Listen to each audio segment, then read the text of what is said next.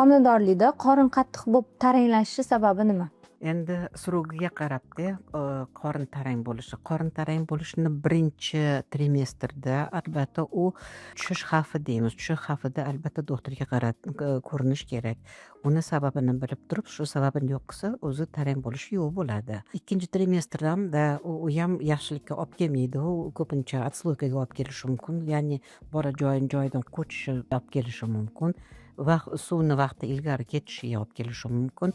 Bola qiynalishi mumkin, qon aylanishi buzilishi mumkin. O'shani hisobiga albatta doktorga ko'rinish kerak. Doktor ko'rib turib, keyin shunga qarab maslahat beradi. Endi tug'ishiga yaqin 1 hafta, 2 hafta yo 1 oy qolganda ham agar mobodo qon aylanishi yaxshi bo'lib, suvlari toza bo'lib, bolani o'sishi yaxshi bo'lsa, keyin o'sha tarang bo'lishi og'riqqa olib kelmasa, bu yaxshi, yomon emas. Bu degani bachadon tug'ruqqa tayyorlanyapman, ya'ni sezgirligim bor degani. Bu agar umuman shunaqa taranglik bo'lmasa, unda конечно yaxshilikka olib kelmaydi.